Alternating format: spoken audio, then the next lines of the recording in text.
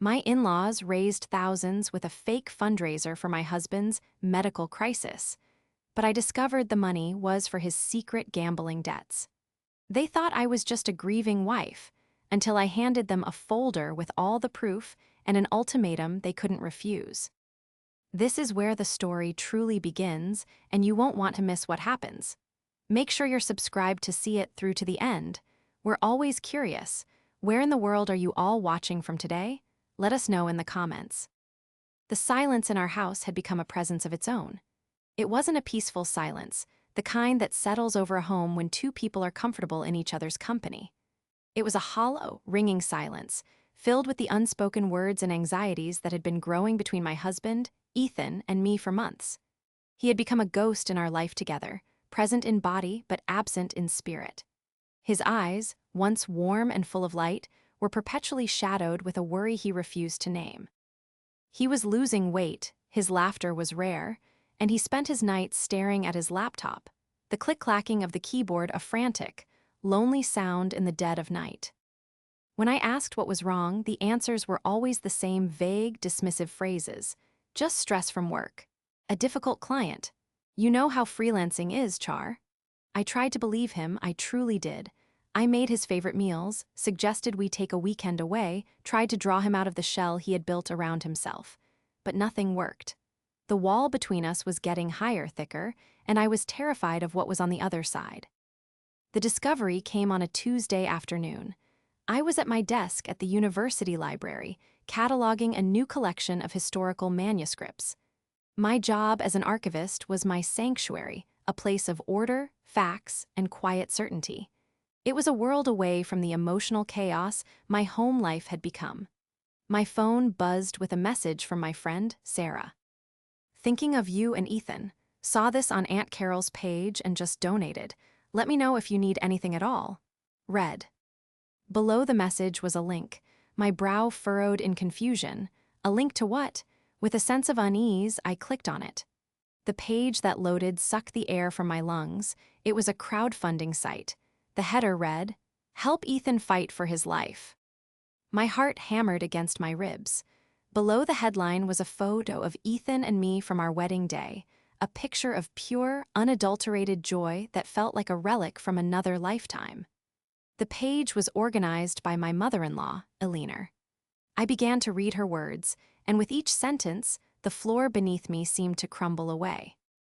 Our beloved son and husband, Ethan, the text began, has recently been diagnosed with a rare and aggressive neurovascular condition. This devastating news has shattered our family. The condition, known as cortical venous occlusion, causes debilitating migraines, confusion, and runs the risk of a major stroke if left untreated. The standard treatments have unfortunately been ineffective, and his doctors are recommending an experimental therapy that is our only real hope. I read the words again and again, but they wouldn't make sense. Neurovascular condition, experimental therapy. Ethan had complained of headaches, yes, but he'd chalk them up to stress. He had never mentioned a diagnosis, never mentioned seeing a specialist. We hadn't been to a doctor together in over a year. My hands trembled as I scrolled down. The fundraising goal was set at $50,000. In the 2 days it had been active, it had already raised over $15,000. The donor list was a painful roll call of everyone we knew, our friends, my family, his family, my colleagues from the university, even distant acquaintances. Their messages of support were like tiny daggers to my heart. Praying for you, Ethan. Charlotte, stay strong. Eleanor, you are such a wonderful mother for doing this. I felt a wave of nausea. This wasn't real. It couldn't be. This was a colossal, horrifying misunderstanding. I fumbled for my phone, my fingers slipping on the screen as I tried to call Ethan. It went straight to voicemail. I called his mother, Eleanor. Voicemail. His father, Arthur. Voicemail. It was as if the entire family had vanished, leaving behind this digital monument to a tragedy I knew nothing about. I sat there, frozen in the silent, dust-moted air of the archives, surrounded by the verifiable histories of long-dead people, and I was trapped in a lie I couldn't comprehend. People were giving their hard-earned money, pouring their sympathy into a void, for a crisis that felt utterly disconnected from reality. Was Ethan sicker than he'd let on? Had he been trying to protect me? But that didn't make sense. We were partners. We didn't keep secrets like this. And Alina. Why would she launch a public spectacle like this without even speaking to me? The donatio. NS kept coming. A notification popped up on the page. Brendan Cole just donated $200, my old college roommate. I felt a hot flush of shame, so profound it was dizzying. He thought he was helping my dying husband. What was I supposed to say? I packed my bag, my movements stiff and robotic. I told my supervisor I was feeling unwell and needed to go home. The drive was a blur. My mind raced, trying to piece together a puzzle with half the pieces missing. The distant husband, the secretive in-laws, the sudden, public plea for money. It felt orchestrated. It felt wrong. When I walked into our empty house, the silence I had grown used to now felt menacing. I stood in the living room, staring at the framed photos on the wall, us smiling on vacation, at family dinners, blissfully unaware. Was it all a lie? Who was the man I had married? And what in God's name was his family doing? I sank onto the sofa, the crowdfunding page still glowing on my phone screen. The hopeful, smiling faces in our wedding photo mocked me. That day, I had promised to love and honor him in sickness and in health. But this wasn't sickness. This was something else. This was a betrayal so deep and so baffling that it had no name. The cruelty of being the last to know was a special kind of torment, one designed to isolate and confuse. And in that moment, I knew with chilling certainty that the lie was worse than any diagnosis could ever be. Ethan came home hours later, well after the sun had set. I had been sitting in the dark, the screen of my phone casting a pale, ghostly light on my face. I hadn't moved from the couch. The cycle of emotions, shock, fear, denial, and a simmering, unfamiliar anger had left me completely drained. I heard his keys in the lock, the soft click of the door closing, and I braced myself. He walked into the living room and flicked on a lamp, squinting in the sudden brightness. "Char, why are you sitting in the dark?" He sounded weary, but there was an edge to his voice, a forced casualness that set my teeth on edge. I didn't answer immediately. I just held up my phone, the fundraising page illuminated for him to see. His face, already pale and drawn, seemed to lose its remaining color. He wouldn't meet my eyes, focusing instead on a spot on the wall just over my shoulder. "My friend Sarah sent this to me," I said, my voice dangerously quiet. "She wanted to know how she could help. She already donated. So did my parents, and my brother, and apparently half the town we grew up in. So, Ethan, I think you should tell me. How can they help you with the neurovascular condition you never told me you had?" He finally looked at me, and his eyes were full of a desperate, hunted expression I had never seen before. "Charlotte, I was going to tell you," he began, the words sounding rehearsed. I didn't want to worry you. Mom and Dad thought it would be better to get everything in order first to have a plan. The diagnosis just came through. It's all been so fast." Every word felt like a carefully placed stone, building the wall between us even higher. He was reciting a script. His script, Alina's script. "A plan?" I asked, my voice rising despite my efforts to control it. "Your mother's plan was to blast our private medical information that is apparently a complete secret from your own wife, all over the internet.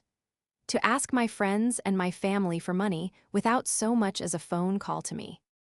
She was just trying to help," he said, his voice pleading. "The treatment is so expensive, Char, we couldn't possibly afford it. She didn't want to burden you with the financial stress on top of everything else." Burden me? The word was a slap in the face. I was the one with the steady job, the one who managed our finances, the one who had laid out his freelance business more than once when clients paid late. I had never been anything but his partner, and now I was being treated like a fragile, incompetent stranger who couldn't handle the truth. Just then my phone rang, the caller ID read Alina. I looked at Ethan, then answered, putting the call on speaker. "Charlotte, dear," her voice was smooth as silk, dripping with manufactured concern. "I'm so sorry you had to find out like that. I was going to call you this evening. Arthur and I are just devastated, but we have to be strong for Ethan's sake." The most important thing now is to stay positive and focus on the fundraising. The response has been a blessing, truly." I was speechless. She spoke as if she were the CEO of a crisis management firm, not a mother-in-law talking about her son's supposed illness. There was no grief in her voice, only strategy. "Why didn't you tell me, Alina?" I asked, my voice flat. "Oh, sweetie, Ethan insisted," she said, seamlessly shifting the blame. "He loves you so much, he couldn't bear the thought of seeing you upset. He wanted to have all the answers before he broke your heart with the news. We were only TR. Ying to protect you both." The conversation was a masterclass in manipulation.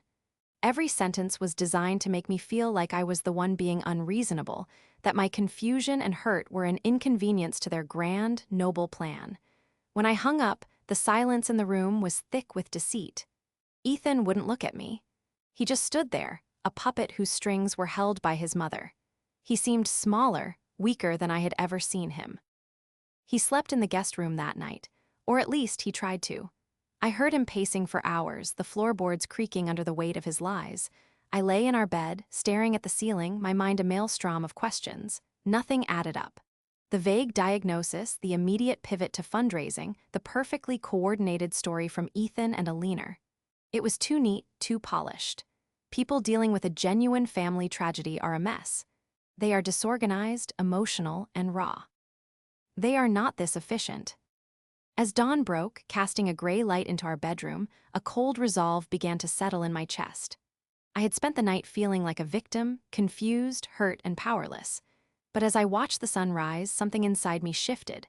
They saw me as Ethan's quiet, unassuming wife, the librarian, the woman who organized books and preferred a quiet night in.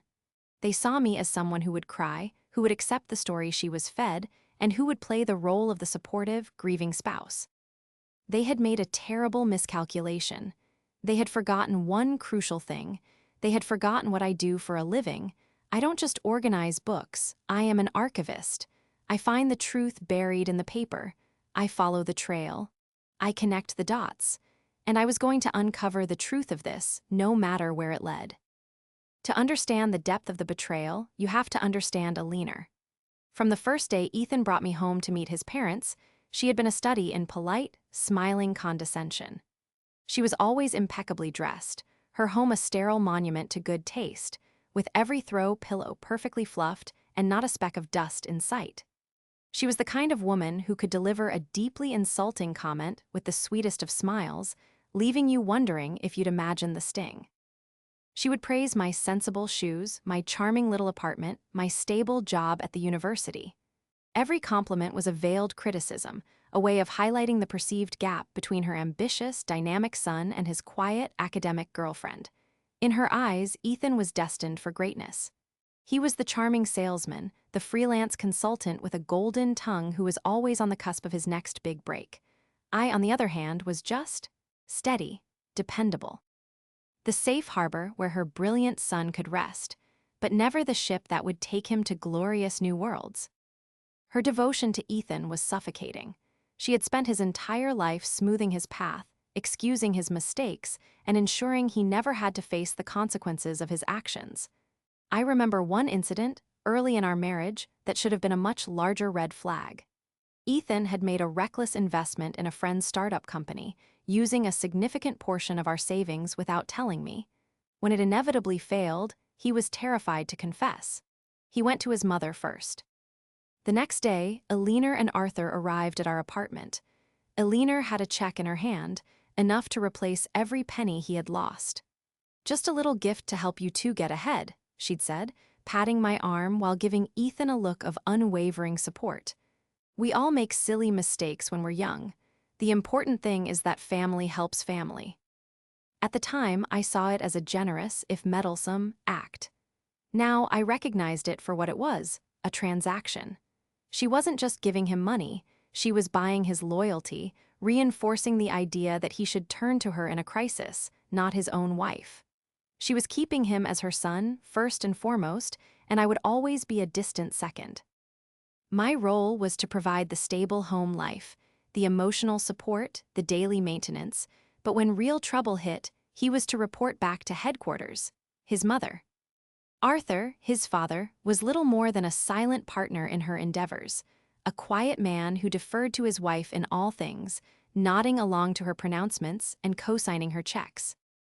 This history made the current situation all the more painful. I had worked so hard to build a true partnership with Ethan. When he decided to leave his steady corporate job to start his own consulting business, I was his biggest cheerleader. I took on extra hours at the library to make sure we had a financial cushion. I spent weekends helping him design a website and proofreading his business proposals. Our finances were stretched thin for the first few years, and the stress was immense, but I believed in him. I believed in us. I thought we were building a life. Together, brick by brick, based on trust and mutual support. Now, I saw that we had been building on a rotten foundation. His first instinct in the face of this new, terrifying debt wasn't to come to me, his partner, but to run to his mother, the family fixer. And her solution wasn't to have an honest conversation or seek financial counseling. It was to construct an elaborate, public fiction, a melodrama designed to extract sympathy and cash from the very community we had built around us. The more I thought about it, the more the pieces clicked into place. The fake medical crisis served two purposes. First, it created a sense of urgency and moral obligation, making it almost impossible for friends and family to refuse to donate. Who would say no to helping someone with a life-threatening illness? Second, it provided a perfect cover for Ethan's erratic behavior. His stress, his weight loss, his exhaustion, all could now be attributed to his condition, rather than the real, shameful secret he was hiding. It was a brilliant, Machiavellian plan, and it had Aline's fingerprints all over it. She was not just a protective mother. She was the architect of a lie, and she had conscripted my husband to be its public face. She had taken our life, our friends, and our marriage and twisted them into props for her stage play. The worst part was that Ethan had let her. He had chosen his mother's deception over his wife's trust. He had stood by while she painted him as a tragic victim, and in doing so, he had made me a fool. Lying in bed that night, I thought about the vows we had taken, in sickness and in health. I had always imagined that meant facing a grim diagnosis together, holding hands in a sterile hospital room. I never imagined the sickness would be a lie, a poison that had been secretly infecting our marriage all along. Aline wasn't trying to save her son. She was trying to save her image of him. And in her desperate attempt to preserve the fiction of her perfect child, she was willing to burn my entire world to the ground. The weekend felt like a lifetime. Ethan tiptoed around the house, offering me cups of tea and sad, puppy dog looks which I ignored. Aline called multiple times a day, leaving cheerful, chirpy voicemails updating me on the amazing progress of the fundraiser, as if she were reporting on a successful bake sale. I let every call go to voicemail. I needed space. I needed a plan. My grief and confusion were hardening into a cold, clear resolve. I would not be a pawn in their game. On Saturday morning, I told Ethan I was going into the university to catch up on some work. He looked relieved to have me out of the house. He had no idea what kind of work I had planned. The archives were empty on weekends, a silent cathedral of knowledge. This was my territory. Here, I wasn't a confused, emotional wife. I was a professional researcher, and I had a case to solve. I started with the fundraising page. The platform it was on was well known, and their terms of service were clear about fund disbursement. The money went directly to a bank account designated by the organizer, Aline. First, I needed to know which bank. I made a small, anonymous donation of $5 using a prepaid card. The confirmation email was a treasure trove. It contained a transaction ID and, buried in the fine print, the name of the processing bank they partnered with. It was the same regional bank that Aline and Arthur used. That was my first breadcrumb. They weren't even trying to be clever. They were arrogant. Next, I turned my attention to Ethan. For years, I had respected his privacy, never once feeling the need to look at his phone or computer. That trust was now shattered. I started with our home computer. Ethan had always been careless with his digital life, assuming I was too uninterested to ever look. It didn't take long to find what I was looking for. His browser history was mostly deleted, but the computer's cache was a different story. I was able to recover fragments of his recent activity. Page after page of online casinos, poker websites, and forums dedicated to sports betting. The sheer volume of it was staggering. This wasn't a casual hobby, it was an obsession. Then I found what made my blood run cold.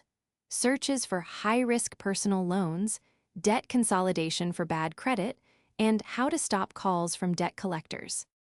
He had a separate email account I didn't know about, one he'd used to sign up for these sites. It took me less than 10 minutes to guess the password. It was the name of his childhood dog. The inbox was a wasteland of devastation. There were dozens of emails from online betting platforms showing deposits of hundreds, sometimes thousands of dollars. There were automated warnings about his account balances. And then there were the others, the threatening ones. They weren't from official banks, but from shady third-tier lenders. The subject lines were stark. Final N. OTICE, account in default, legal action pending. I opened one. The language was aggressive, talking about wage garnishment and seizure of assets. The amount was horrifying. He owed this one company alone over $30,000, and there were at least 4 other companies just like it. My hands were shaking as I printed everything. The emails, the account statements, the cached web pages. I worked methodically, just as I would with a historical collection. I labeled each document, put them in chronological order, and created a timeline of his descent. The dates corresponded perfectly with his increasing moodiness and stress. The lie wasn't just about the money, it was about the last year of our lives.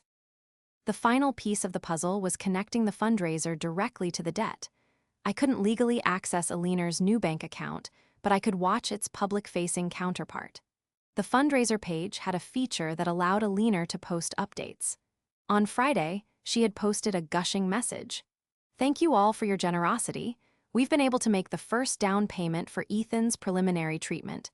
Your support is making a real difference." It was a lie, but it was a useful one. It established a timeline. The next step was a long shot. I took the names of the lending companies from the threatening emails and searched the county's public court records database. I was looking for any legal filings against Ethan. I found nothing under his name. But then, on a hunch, I searched for his parents. And there it was, a lien, filed 3 months ago against Arthur and Aliner's property. The plaintiff was one of the same high-risk lenders from Ethan's emails. They had taken out a second mortgage on their home to cover one of his earlier, massive debts and had apparently already defaulted on the payments. That was the key. This wasn't just about helping Ethan. This was about saving themselves. They were on the verge of losing their own home because of his addiction. The fundraiser wasn't just a cover-up. It was a desperate, fraudulent scheme to bail out the entire family. I sat back in my chair, the pile of printed evidence stacked neatly on my desk. It was a comprehensive archive of their deceit. I had the motive, the method, and a paper trail that was damning and irrefutable. The clever trap wasn't a single document, it was this. It was my professional skill set turned toward my own life. They thought I was just a quiet librarian. They had no idea I could meticulously reconstruct the truth from the ashes of their lies. I carefully placed all the documents into a thick accordion folder. As I closed the clasp, I felt a strange sense of calm. The fear was gone, replaced by a cold, hard certainty. I wasn't a victim anymore. I was the archivist of their downfall, and I was going to make sure the record was set straight. I chose my moment carefully. It was Sunday evening. The weekend of strained silence had worn Ethan down. He looked exhausted and miserable, the weight of his lies pressing down on him. I found him in his home office, staring blankly at his computer screen, the same one I had used to uncover his secret life just a day earlier. I didn't storm in with accusations. My anger had cooled into something far more effective, precision. I walked in and sat in the chair opposite his desk, placing a single sheet of paper between us.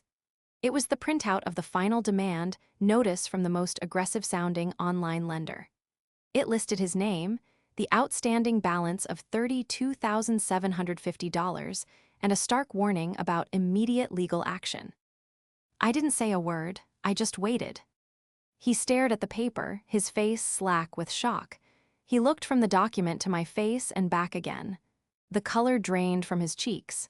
He opened his mouth to speak, but no sound came out. "This doesn't look like a bill from a neurologist, Ethan," I said, my voice even and calm. It was a terrifyingly quiet sound in the tense room. Doctors don't usually use subject lines like "final notice before legal action." He finally found his voice, but it was weak and trembling. Where did you get that?"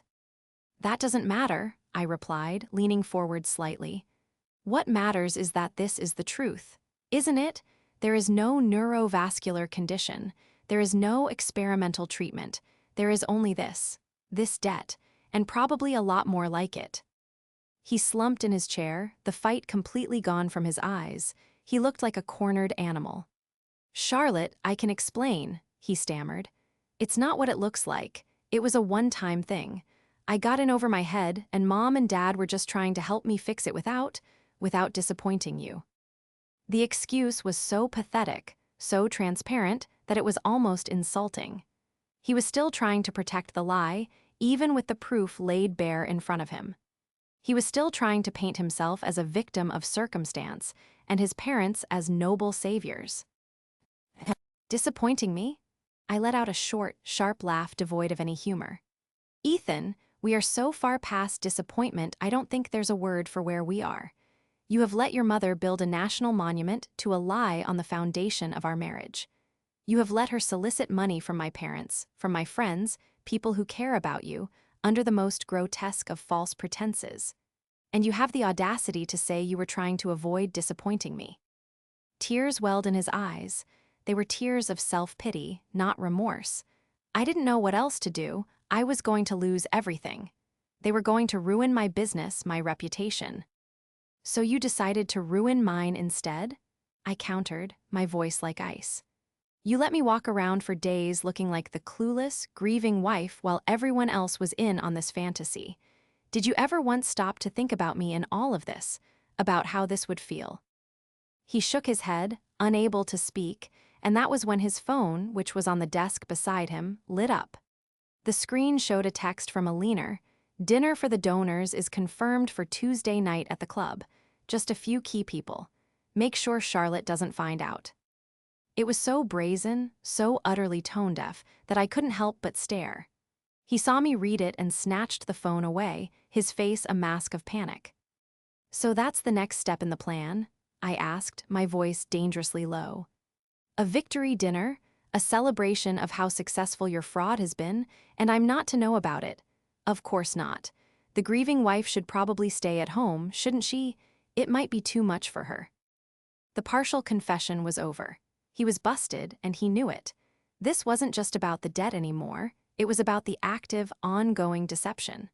The lies were still being spun, the plans were still being made, all behind my back. My initial confrontation hadn't been about getting the whole truth.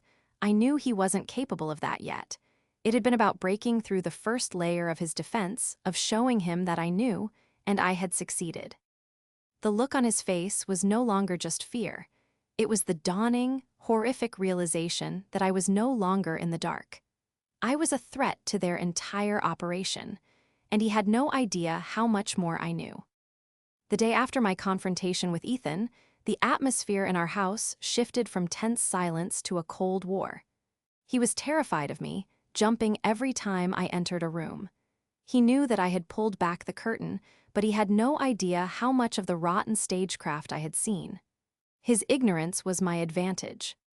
Predictably, Eleanor called. Ethan must have told her that I knew something, because her tone was different. The syrupy sympathy was gone, replaced by a brittle, defensive edge. "Charlotte," she began, without any preamble. "Ethan tells me you're under a great deal of stress. I understand this is a lot to take in, but you must not upset him. His condition is precarious. Any undue anxiety could trigger an episode." The audacity of it was breathtaking. She was trying to use the very lie I was beginning to unravel as a weapon against me. She was framing my legitimate anger as a health risk to my husband, a transparent attempt to silence me. "Is that what his doctors told you, Alina?" I asked, my voice devoid of emotion. "Or is that just what you're telling yourself? Because I've been doing some reading on his condition, and stress doesn't seem to be the primary concern. The primary concern seems to be a complete lack of any medical evidence that it even exists." There was a sharp intake of breath on the other end of the line. "I don't know what you're implying, but I will not have you speak to me that way. We are doing what is best for our son. A mother knows." "Yes," I said softly, "I'm sure she does," and I hung up. The gauntlet had been thrown down. Alina's call wasn't one of concern, it was a warning shot. It told me she would go to any lengths to protect her son and her story. It strengthened my resolve to uncover the entire, sordid truth. I now knew they were desperate, but I needed to understand the full scope of that desperation. I went back to the public records database. The second mortgage on their house was the anchor of my case, the proof that this was a pattern of behavior.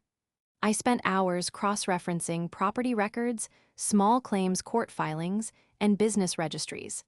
I was no longer just looking for Ethan's debts, but for any sign of financial distress connected to his parents. And then I found it. It wasn't just the second mortgage. Arthur's small accounting business, which had been in his family for generations, had 2 outstanding tax liens from the state. They were for the last 2 years, totaling a significant amount of money. Their own finances were in shambles. This changed everything. They weren't just covering for their son's addiction, they were likely using him as a shield. How much of fundraising money was intended for the experimental treatment, and how much was intended to quietly pay off their own debts, incurred while trying to keep their son's secrets? The scheme was more intricate and more selfish than I had ever imagined. I spent the rest of the day compiling my final case. I created a new folder, a pristine manila one. Inside, I placed the evidence in a deliberate, narrative order. Section 1 was titled The Fundraiser. It contained a printout of the webpage, a complete list of every person who had donated, and the total amount raised, which was now north of $30,000. I highlighted the names of my own family members in yellow. Section 2 was the debt. It held the most damning of the emails from the loan companies to Ethan, the account statements from the online casinos, and his browser history. Section 3 was the motive. This contained the public filing for the second mortgage on Alina and Arthur's home, along with the official documents for the 2 tax liens against Arthur's business. The final section was the most important. It was a single page, a draft of an email I had written. The subject line was, "An important update regarding Ethan's fundraiser." The body of the email was a clear, concise, and factual explanation of the fraud, with a promise to attach all supporting documents. In the to field, I had already begun pasting the email addresses of every single person on the donor list. The folder was now a weapon. It was a complete, irrefutable chronicle of their lies, their desperation, and their fraud. It represented the full weight of the truth. As I put the last page in its place, I felt a sense of finality. The investigation was over. I had all the proof I would ever need. The second, more powerful confrontation would not be with Ethan, who was merely a pawn. It would be with Alina, the queen, and it would not happen in private. It would happen at their fraudulent victory dinner, where the stakes would be highest, and their fall from grace would be the most profound. The country club was one of Alina's favorite places, a bastion of old money and manicured lawns where appearances were everything. It was the perfect setting for her carefully orchestrated performance. According to the text I'd seen on Ethan's phone, the dinner was for a select group of key donors. 3 older couples who were longtime family friends and had each contributed thousands of dollars to the cause. I hadn't been invited, but I had a reservation.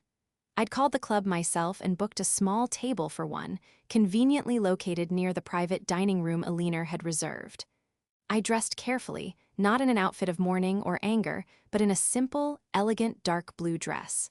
I wanted to look composed, rational, and in control. I was not the grieving wife. I was the bearer of facts. I arrived a few minutes after they did, my folder tucked discreetly in a large leather tote bag. From my table, I could see them through the partially open door of the private room. Elinor was holding court, looking radiant in a cream-colored suit, a gracious hostess accepting condolences and praise. Arthur stood beside her, nodding and smiling vaguely. Ethan looked like a man on his way to the gallows, pale and silent, a ghost at his own feast. The other couples were fawning over Elinor, telling her how brave she was, how proud they were to help. The scene was so grotesquely surreal, it made my stomach churn. I waited. I ordered a glass of water and watched them go through the motions of dinner. I watched as the wine was poured, as the salads were served, as Elinor regaled them with fabricated stories of Ethan's courage and the doctor's cautious optimism. I made my move just as dessert was being served.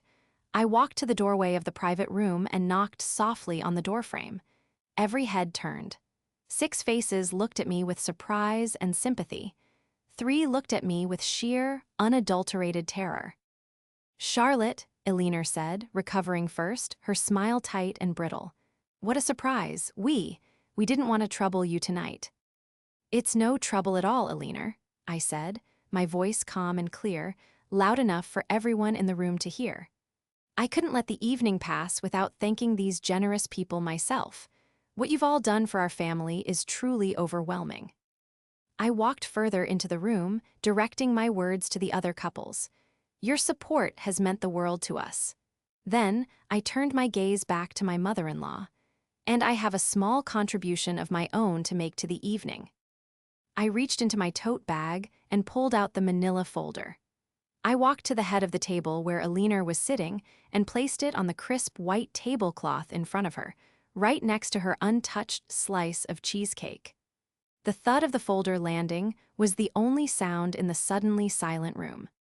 "What is this?" Arthur mumbled, looking confused. "It's an archive," I said simply. "My professional assessment of the situation. I think you should open it, Elinor." Her eyes were locked on mine, wide with panic. She knew, her hand trembled as she reached for the clasp.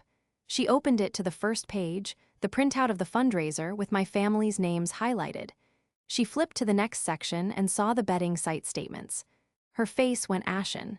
She saw the copy of the second mortgage filing, the tax liens. A small, strangled gasp escaped her lips.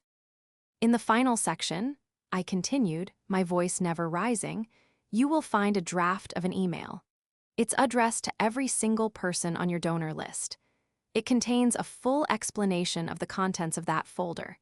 It explains that there is no medical condition, only a severe gambling addiction and a family desperate to hide it. It details the fraudulent nature of this entire campaign." The other guests were staring, their forks frozen halfway to their mouths, their expressions shifting from sympathy to confusion and dawning horror. "You have 2 options," I said, my voice dropping to a near whisper, for Elinor's ears only, though the silence made it feel like a shout. "By noon on Thursday, that's 48 hours from now, you will return every single cent that was donated. You will post a public message on that page stating that the fundraiser was created based on a misunderstanding and is now closed. If you do that, the email in that folder will never be sent. If you don't," I paused, letting the weight of the words settle, "I will not only send that email, but I will walk this folder into the district attorney's office and file a report for wire fraud. The choice is yours." Elinor stared at the papers, her perfect composure shattered. Her mask had not just slipped, it had been incinerated. And then, something I hadn't expected happened. Ethan, who had been sitting silently, suddenly pushed his chair back and stood up. He was shaking, and tears were streaming down his face. He looked at the shocked faces of his parents' friends, then at his mother, and finally at me. "She's right," he choked out, his voice thick with shame. "It's all true. There's no illness. It's me. I have a problem. I'm a gambling addict and I have destroyed everything. They were just trying to fix it. but it's my fault. The confession, so raw and so public, hung in the air. The dinner party was over. The lie was dead. Eleanor stared at her son, her expression not of sympathy, but of fury at his betrayal of their united front. In that moment, her guests saw it all, not the brave matriarch, but the desperate fraud. The humiliation was absolute, silent, and complete. I turned without another word and walked out of the room. The fallout was immediate and catastrophic, just as I knew it would be. The world that Eleanor had so carefully constructed, built on a foundation of appearances and polite fictions, crumbled to dust in less than 48 hours. I heard from Sarah that the other couples at the dinner had left without a word, their faces pale with disgust. The news of the fraud, though not yet public, must have spread like wildfire through their social circle. True to my ultimatum, the money began to be returned. On Wednesday morning, I received notifications that my parents' and friends' donations had been refunded. By Wednesday evening, the fundraising page itself was updated. A short, terse message had been posted. Due to a family misunderstanding regarding the nature of Ethan's health issue, we are closing this fundraiser and returning all donations. We apologize for any confusion and thank you for your past support. It was a humiliating, if sanitized, confession of their guilt. Their social ruin was complete. To pay back the $30,000, they had to liquidate a large portion of their retirement savings, a final, bitter consequence of the mess their son had created and they had tried to conceal. Ethan called me the day after the dinner. He sounded broken, but for the first time in a year, he also sounded honest. He didn't make excuses. He didn't blame his mother. He took full responsibility. "I've enrolled in a 90-day inpatient treatment program," he told me, his voice quiet. "It's a few states away. I leave tomorrow. I know I have no right to ask you for anything, Charlotte, but I needed you to know. I'm going to try to get better." "I hope you do, Ethan," I said, and I meant it. "For your sake, I truly hope you do." We met for coffee before he left. It was a sad, hollow meeting, full of the ghosts of the life we were supposed to have. He looked me in the eyes and apologized, a real, heartfelt apology for the lies, the betrayal, and the pain he had caused. I accepted it, but I knew it couldn't magically heal the wounds he had inflicted. "I'm filing for a legal separation," I told him gently. "I need space, Ethan. I need to heal, and I can't do that while I'm waiting to see if why. Our recovery is real. I need to build a life that's my own again." He nodded, his eyes filled with a profound sadness. "I understand," he said. "You deserve peace. You deserve so much better." The months that followed were quiet. I moved into a new apartment, a small, sunny place that was entirely my own. I filled it with books and plants, and I reveled in the peaceful, uncomplicated silence. I focused on my work at the archives, finding comfort in the order and the certainty of history. The process of uncovering my husband's secrets had been traumatic, but it had also reminded me of my own strength, my own competence. I had not been a helpless victim. I had been a researcher who calmly and methodically sought out the truth, and with that truth, I had reclaimed my life. I never heard from Eleanor or Arthur again. Their silence was its own confession. They had lost their money, their reputation, and in many ways, their son. Ethan wrote me letters from the treatment center, long, rambling letters filled with remorse and reflections on his addiction. I read them, but I didn't reply. It was his journey, not mine. One crisp autumn afternoon, I was sitting on my new balcony, a cup of tea in my hands, looking out at the city. My life was smaller now, but it was honest. It was real. The spectacular implosion of my marriage had been painful, but it had also been a liberation. I was no longer living within the fragile framework of someone else's lies. I had found peace, not in vengeance, but in the simple, powerful act of choosing truth over fiction. I had closed the book on that chapter of my life, archived it away, and was finally ready to write a new one.